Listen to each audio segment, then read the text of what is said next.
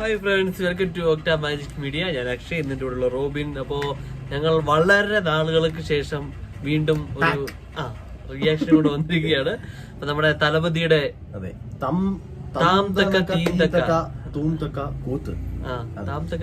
കയ്യത്തക്ക കൂത്ത്. അതിനകത്ത് നമ്മുടെ ലോറൻസും വിജയ് സാറും തമ്മിലുള്ള ഒരു ഡാൻസ് ഫൈറ്റ് എന്ന് വരെ പറയാല്ലേ.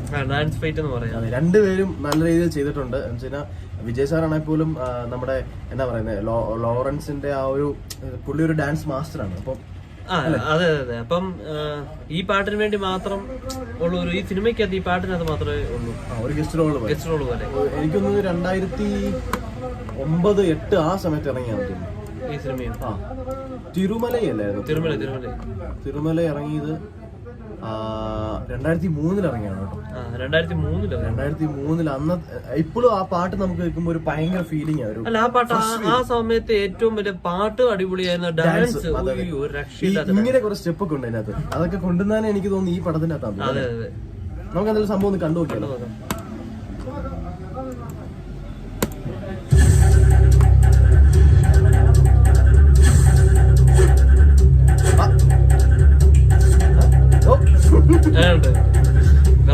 ആയിരുന്നു നല്ലത്.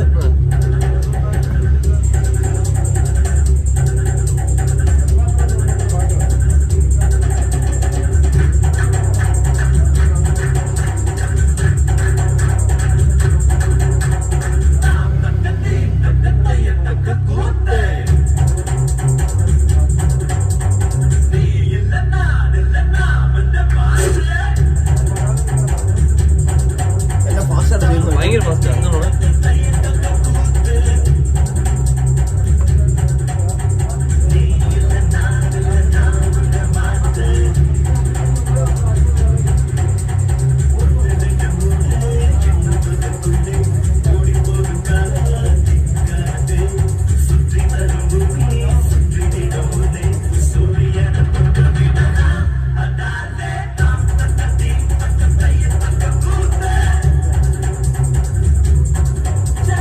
ആണ്. ഭയങ്കര ഫാസ്റ്റാണ്. ശരിക്കും ബാക്ക്ഗ്രൗണ്ട് നിൽക്കുന്നവർക്ക് ചെയ്യാൻ ഒന്നും ഇല്ല. ശരിയാ.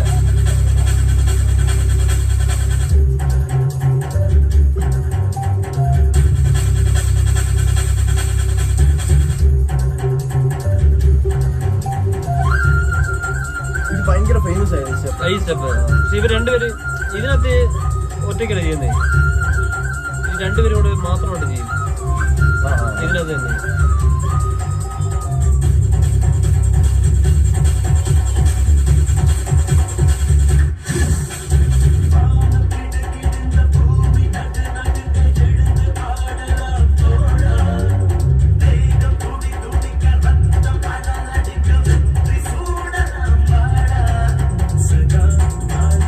നല്ല ഹൈറ്റ് ഉണ്ട്. നല്ല ഹൈറ്റ്.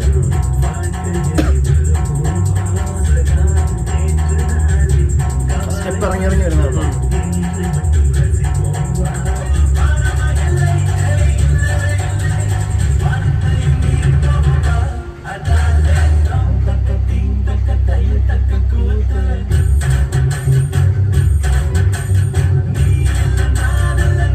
ഈ ഒരു ഞാൻ വേറൊരു കണ്ടുണ്ട്. ഏതാ? അതിന് മുമ്പ് കാണിച്ച സ്റ്റെപ്പില്ലേ അതോ? ഇപ്പഴാണ് തോന്നുന്നു എഴുതിയേക്കുന്നത്. ബാക്ക് നിൽക്കുന്നതിനെ കണ്ടോ? ഇത് കണ്ടോ? ഇതുണ്ടോ? ഞാൻ രസമുണ്ടല്ലോ. അതുണ്ട്, രണ്ടുപേരും കണ്ടോ?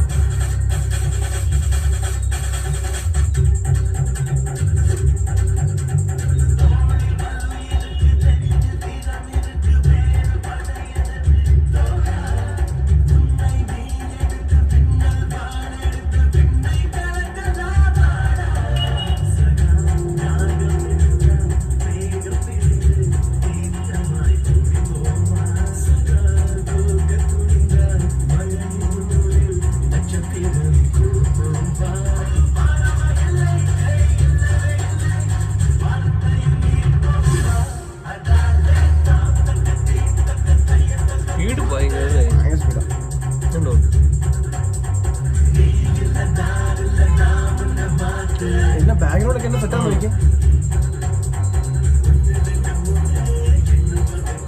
ഒറ്റ ടേക്ക് അല്ലേ എന്നുണ്ടോ?